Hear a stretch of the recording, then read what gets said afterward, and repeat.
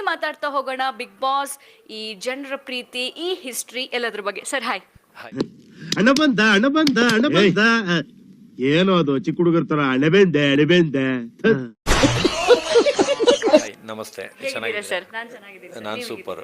ಬಂದ್ಮೇಲಂತೂ super. ನರಕದಿಂದ ತಪ್ಸ್ಕೊಂಡ್ ಬಂದೆ ಅಂತಾನೆ ಅನ್ಕೋಬೇಕು. ಸತ್ಯ ಹೇಳ್ರಿ, ಸುಳ್ಳು ಹೇಳಕ್ ಹೋಗ್ಬೇಡಿ. ಯಾಕಂದ್ರೆ ಅಷ್ಟು ಅನುಭವಿಸ್ಬಂಡ್ಮೇಲೆ ನರಕಕ್ಕಿಂತ ವರ್ಷ ಅನ್ಸ್ಬಿಡ್ತು. ಅಂದ್ರೆ ಬಿಗ್ ಬಾಸ್ ಅಲ್ಲ, ಒಳಗಿರೋ ಜನಗಳು ಅಂತ ಅಂದ್ರೆ ನನಗೆ ನಂಬೋಕೆ ಆಗ್ತಾ ಇಲ್ಲ. ಶೇಕ್ ಆಗ್ಬಿಟ್ಟೆ ನಾನು. ನನಗೆ ಏನು ಕಣ್ಣೆ ಮಂಜಾಗ್ಬಿಡ್ತು.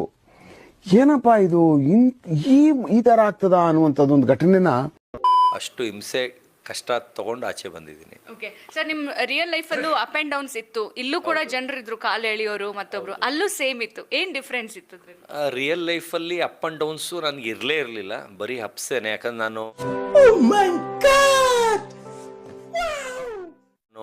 ನಾನು ನಡೆದಿದ್ದೇ ದಾರಿ ಥರ. ನಾನು ಅವ್ರಿವರು ಬಂದು ಈಗ ಒಂದು ಆನೆ ಹೋಗ್ತಾ ಇದ್ರೆ ಬೀದಿ ನಾಯಿ ಬೊಗಳಿದ್ರೆ ಅದು ತಲೆ ಕೆಡಿಸ್ಕೊಳ್ಳಲ್ಲ. ಆ ಥರ ನಾನು ಏನಕ್ಕೂ ತಲೆ ಕೆಡಿಸ್ಕೊಂಡವನೇ ಅಲ್ಲ.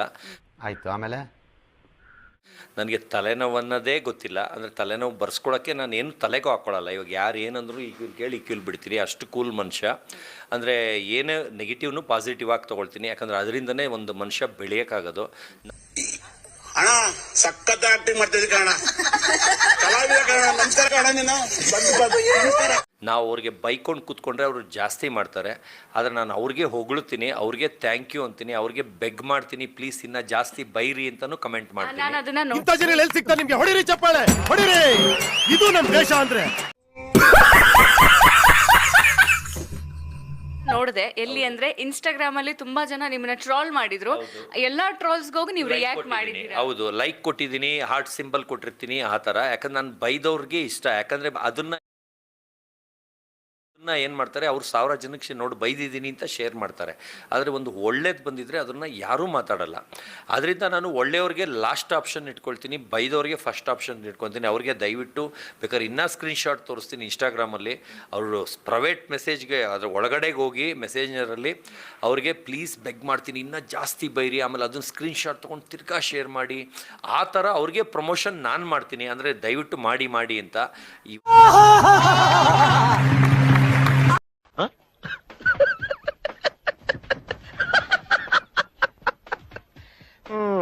ಇವತ್ತು ಅಂಥವ್ರಿಂದನೇ ನಾನು ಇವತ್ತು ಬಿಗ್ ಬಾಸಲ್ಲಿದ್ದೀನಿ. ಅದು ಅವ್ರಿಗೆ ಫಸ್ಟು ಧನ್ಯವಾದ ಹೇಳ್ತೀನಿ. ಯಾಕಂದ್ರೆ ನಂದು ಗುಡ್ ಬಂದಾಗ ನನ್ನ ಬಿಗ್ ಬಾಸ್ ಅವ್ರು ಕರೀಲಿಲ್ಲ, ನನ್ನ ಬ್ಯಾಡ್ ಅಂತ ಜನ ಮಾತಾಡಿದಾಗಲೇ ನನ್ನ ಕರೆದಿದ್ದು.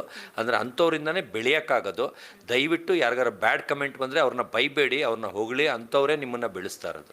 ನಿನ್ನ ಅವಾಗ ಗಂಡಸು ಅಂತ ಅನ್ಕೋತೀವಲ್ಲ ನಾವು, ಅದು ನಾವು ಮಾಡೋ ಮಿಸ್ಟೇಕ್.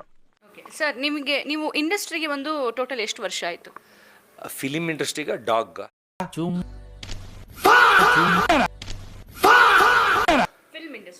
ಫಿಲಮ್ ಇಂಡಸ್ಟ್ರಿ ನಾನು ಕಾಲೇಜ್ ಲೈಫಲ್ಲೇ ಬಂದಿದ್ದು. ಬರೀ 6 ತಿಂಗಳಷ್ಟೇ. 6 ತಿಂಗಳಲ್ಲಿ 4 ಪಿಕ್ಚರ್ ಮಾಡಿ ಸವಾಸ ಬೇಡ ಅಂತ ಬಿಟ್ಬಿಟ್ಟೆ. ಯಾಕಂದ್ರೆ ನನಗೆ ಆ್ಯಕ್ಟಿಂಗ್ ಬರಲ್ಲ, ಡ್ಯಾನ್ಸ್ ಬರಲ್ಲ. ಆದರೆ ನಾನು ನಾಯಿ ಫೀಲ್ಡಲ್ಲಿ ಆವಾಗಲೇ ಹೆಸರು ಮಾಡಿದ್ದೆ. ಈಗ ಮೂವಿ ಫೀಲ್ಡಾ ಡಾಗ್ ಫೀಲ್ಡಾ ಅಂತ ಎರಡು ಕಡೆನೂ ಇದ್ದಾಗ ಏನಾಯಿತು, ಮೂವಿಗೆ ಹೋದಾಗ ನಾಯಿದೆಲ್ಲ ಮೈನಸ್ ಆಗಿ ಡೌನ್ ಆಗ್ತಾಯಿತ್ತು. ಅಂದರೆ ಹೆಸರು ಮಾಡ್ಕೊಂಬಂದಿರೋದು ವಾಪಸ್ ಹಿಂದೆ ಕೊಟ್ಟೋಗ್ತಾಯಿತ್ತು. ಆಯಿತು. ಆಮೇಲೆ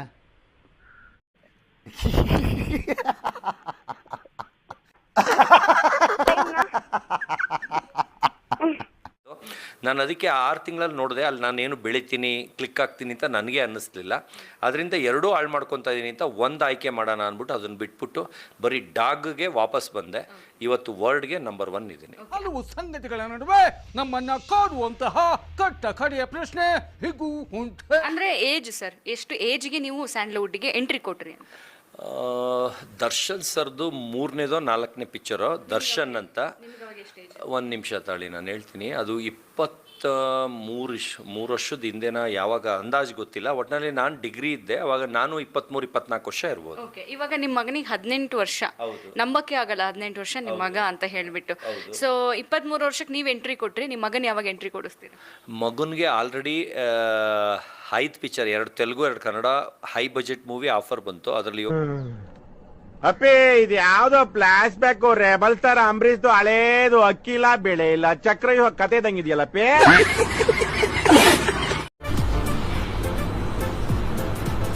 ಅಷ್ಟೇ.